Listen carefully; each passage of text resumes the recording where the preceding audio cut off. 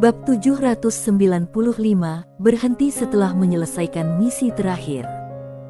Setelah lelaki tua berbaju hitam itu melarikan diri dalam waktu yang lama, dia merasa lega saat melihat Sander Ye tidak mengejarnya.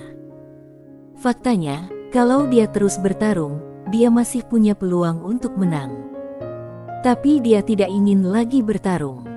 Karena pemuda ini sangat jenius. Dia berada dalam kondisi keilahian 30%, tapi kekuatannya tidak kalah dengan keilahian 100%. Orang di balik jenius muda ini pasti lebih dari 100% keilahian. Menghadapi jenius seperti itu, bahkan kalau bisa membunuhnya, akan ada masalah yang tak ada habisnya. Oleh karena itu, dia dengan tegas memilih mengeluarkan uang untuk menghindari bencana dan menghindari karma ini. Orang tua berbaju hitam memandang ke langit yang jauh, tatapan kompleks muncul di matanya, warisan kosmik peradaban tingkat 4. Setelah mengatakan itu, dia berbalik dan pergi. Biarpun dia memiliki banyak pemikiran di benaknya, dia tahu betul bahwa hidup adalah hal yang paling penting. Di masalah rumit ini, yang bisa dilakukan oleh seorang kultivator biasa seperti dia tanpa latar belakang hanyalah bersembunyi sejauh mungkin. Di sisi lain, Sander Ye menyimpan cincin penyimpanan lelaki tua berbaju hitam itu dan mengamati cincin penyimpanan. Total ada 6 garis keturunan leluhur di cincin itu. Sander Ye menyimpan cincin penyimpanan itu dan kemudian melirik ke ujung langit. Kalau lelaki tua berbaju hitam itu tidak berbohong, pasti ada banyak orang yang mencoba mencari tahu dia sekarang. Warisan alam semesta peradaban tingkat keempat. Banyak orang yang tidak bisa menahan godaan ini. Yang membuatnya sedikit bingung adalah alam semesta mana yang mengincarnya. Harus menyelidikinya. Sander Ye memulihkan pikirannya dan kemudian berkata, "Tuan Pagoda, bantu aku menyembunyikan auraku." Pagoda kecil berkata, "Oke." Suara itu terdengar. Dengan bantuan pagoda kecil, aura Sander Ye tertutupi.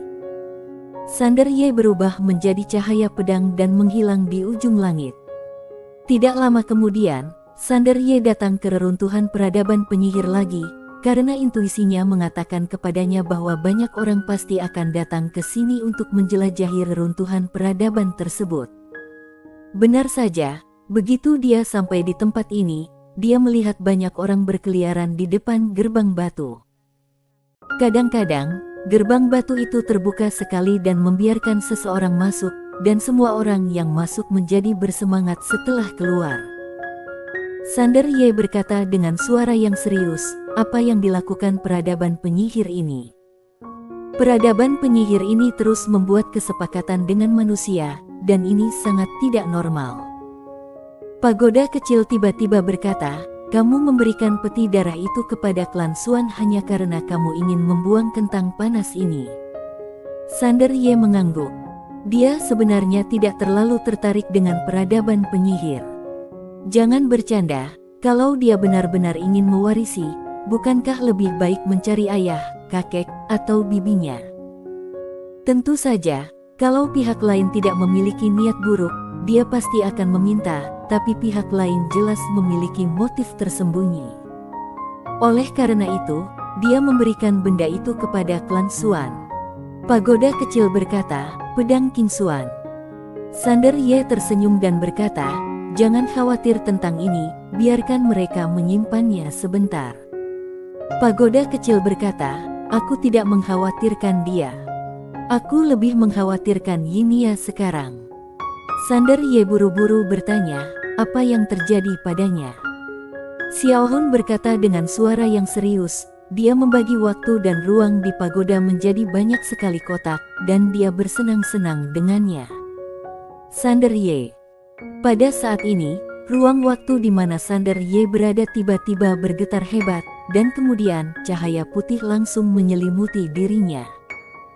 Dan pemandangan ini segera menarik perhatian semua orang di sekitar, dan semua orang melihat ke arah Sander Ye. Saat melihat Sander Ye, seseorang tiba-tiba berkata, "Dia adalah Sander Ye yang memiliki warisan alam semesta peradaban tingkat keempat." Wajah Sander Ye menjadi gelap. Sial, siapa yang mengincarnya?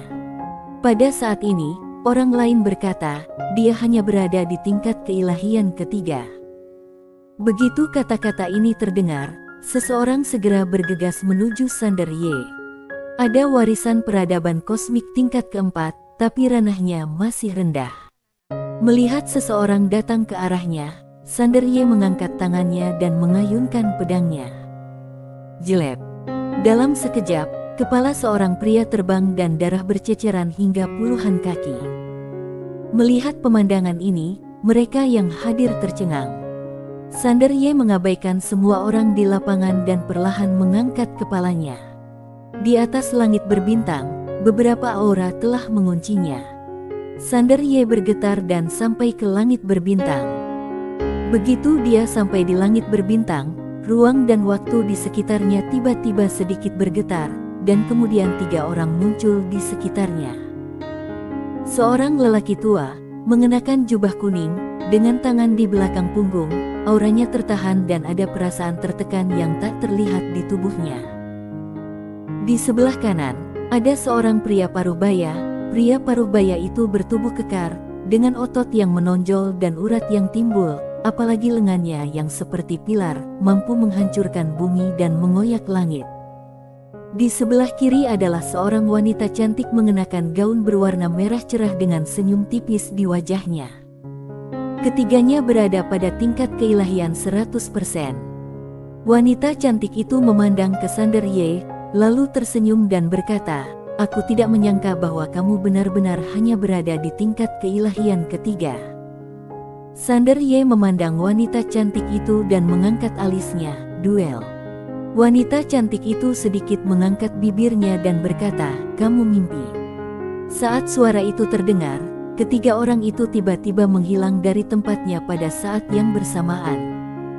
Sander Ye menyipitkan matanya sedikit dan mengambil langkah ke depan. Dengan langkah ini, domain pedang langsung menyelimuti semua orang di lapangan, dan kemudian cahaya pedang yang tak terhitung jumlahnya terbang keluar. Jelek. Dalam ruang dan waktu domain pedang, cahaya pedang yang tak terhitung jumlahnya saling bersilangan dan terkoyak.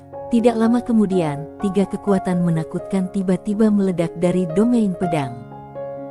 Dalam sekejap, domain pedang Sander Ye langsung hancur, dan dia dihantam oleh 3 kekuatan yang kuat hingga tanah terguncang dan dia mundur dengan keras. Sander Ye mundur hampir 10.000 kaki sebelum dia berhenti. Begitu dia berhenti, sebuah tinju langsung menghancurkan kehampaan dan mendekatinya. Tekanan kuat langsung mencekik Sander Ye. Sander Ye menikam dengan pedangnya. Pedang ruang dan waktu. Pedang ini adalah pedang paling eksplosif dia sejauh ini. Bang! Begitu tinju dan pedang bersentuhan, keduanya langsung terbang mundur. Ketika pria kekar itu berhenti, ruang dan waktu di belakangnya langsung hancur dan musnah. Pria kekar itu melirik tangan, tangannya robek, darah mengucur, dan tulangnya terlihat. Pria kekar itu mengerutkan kening. Kekuatan kultivator pedang muda di depannya sedikit di luar dugaannya. Di kejauhan, setelah Sander Ye bertarung keras dengan pria kekar itu, lengan kanannya juga robek, dan seluruh lengannya berlumuran darah. Pada saat ini, cahaya putih tiba-tiba muncul di depannya, dan orang yang mengambil tindakan adalah lelaki tua berjubah kuning. Begitu lelaki tua itu muncul di depan Sander Ye, area ruang dan waktu dia berada dalam keadaan runtuh dan dimusnahkan. Di saat yang sama, kekuatan mengerikan menyapu di belakangnya. Sander Ye tidak berani gegabah, dan segera mengaktifkan garis keturunan iblis gila itu. Bang! Sinar merah membubung ke langit dari tubuh Sander Ye. Sander Ye dengan tajam menebaskan pedangnya, dan cahaya pedang berdarah meledak. Dalam sekejap, pria tua berjubah kuning dan wanita cantik itu langsung terguncang. Pada saat ini, pria kekar itu meninju tepat di depan Sander Ye.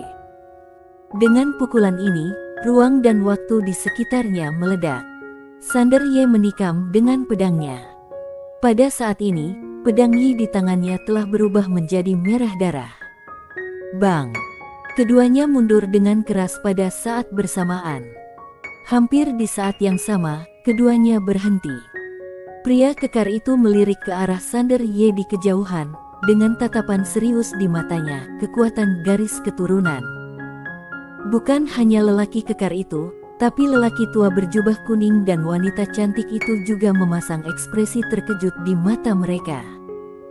Awalnya mereka berpikir bahwa mereka bertiga dapat dengan mudah membunuh Sander Ye bersama-sama, tapi mereka menyadari bahwa mereka terlalu meremehkan kekuatan Sander Ye. Wanita cantik itu berkata dengan suara yang serius, "Weng, pemuda ini tidak sederhana." Pria tua berjubah kuning itu menatap Sander Ye, wajahnya muram, tidak tahu apa yang dia pikirkan. Wanita cantik itu melanjutkan, "Peradaban Guyan sengaja membeberkan keberadaan orang ini. Bisa jadi mereka tidak mengetahui detail orang tersebut, sehingga mereka ingin orang luar menguji kedalamannya." Berbicara tentang ini, dia memandang lelaki tua berjubah kuning. Pemuda ini jelas bukan orang biasa. Bahkan kalau kita bisa membunuhnya, aku khawatir kita akan terkontaminasi oleh karma yang besar. Semakin tinggi tingkatan kultivasinya, semakin takut seseorang terhadap karma. Pria kekar itu juga mengangguk, pemuda ini memiliki garis keturunan yang istimewa. Seharusnya ada orang-orang hebat di leluhurnya. Kalau kita membunuhnya, kita mungkin akan mendapat masalah yang tak ada habisnya. Orang tua berjubah kuning menatap Sander Ye dari kejauhan. Peradaban Guyan secara alami tidak memiliki niat baik, tapi bukankah ini kesempatan bagi kita? Kita bertiga telah terjebak dalam alam keilahian 100% selama ribuan tahun. Kalau tidak ada situasi lain, mustahil bagi kita untuk melangkah lebih jauh dan menciptakan jalan kita sendiri dalam hidup kita. Pria kekar dan wanita cantik itu terdiam. Memang benar, kali ini mereka memilih mengambil risiko karena tidak punya harapan untuk melangkah lebih jauh dan ingin mencobanya. Tapi mereka tidak menyangka kultivator pedang muda di depan mereka akan jenius seperti itu. Orang tua berjubah kuning menambahkan, fakta bahwa kita telah mencapai titik ini bukanlah jalan yang normal. Setelah mengatakan ini, dia mengangkat kepalanya dan melihat ke arah Sander Ye dari kejauhan. Setelah menyelesaikan misi ini, kita akan berhenti. Misi terakhir. Mendengar perkataan lelaki tua berjubah kuning, wanita cantik dan pria paruh baya kekar saling pandang, dan keduanya mengangguk. Warisan kosmik peradaban tingkat keempat sepenuhnya sepadan dengan risikonya. Setelah memikirkan hal ini, wanita cantik itu tiba-tiba berkata, "Bunuh." Saat suara itu terdengar, mereka bertiga menghilang dari tempatnya pada saat yang bersamaan. Pada saat ini, mereka bertiga tidak lagi mempertahankan kekuatan mereka. Dengan mereka bertiga mengerahkan seluruh kekuatan mereka, seluruh langit berbintang mulai hancur dan musnah sedikit demi sedikit. Di kejauhan, Sander Ye, yang telah membangkitkan garis keturunan iblis gila dan saat melihat ketiga orang itu mengambil tindakan, tanpa ragu-ragu, dia langsung mengaktifkan darah fana di tubuhnya. Dua garis keturunan diaktifkan pada saat bersamaan. Sander Ye perlahan mengangkat kepalanya, dan detik berikutnya, matanya perlahan tertutup, dan di depannya, pedang yang tak terhitung jumlahnya terbang keluar. Biarpun dia jelas tidak mengambil tindakan sebelumnya, dia telah menggunakan pedang tunda. Saat pedang Yi yang tak terhitung jumlahnya muncul, ekspresi ketiga lelaki tua berjubah kuning tiba-tiba berubah, karena mereka menemukan bahwa pedang Yi Sander Ye menjadi lebih kuat dari sebelumnya. Bang! Di lapangan, suara ledakan terus terdengar. Selama pertempuran 4 orang, banyak master yang diam-diam berkumpul, sehingga semakin banyak master. Fakta bahwa Sander Ye memiliki warisan peradaban kosmik tingkat keempat telah diketahui seluruh alam semesta setelah peradaban Guyan mempublikasikannya. Yang paling penting adalah Sander Ye hanya 30% ilahi. Bang! Pada saat ini, orang tua berjubah kuning bertiga di kejauhan dan Sander Ye mundur dengan kasar pada saat yang bersamaan. Setelah wanita cantik itu berhenti, Dia melihat ke arah Sander Ye yang auranya semakin kuat di kejauhan, dan berkata dengan sungguh-sungguh, "Pemuda ini." Orang tua berjubah kuning di sampingnya berkata dengan galak, "Berhenti setelah menyelesaikan misi terakhir ini." Dengan mengatakan itu, dia bergegas menuju Sander Ye di kejauhan. Bersambung.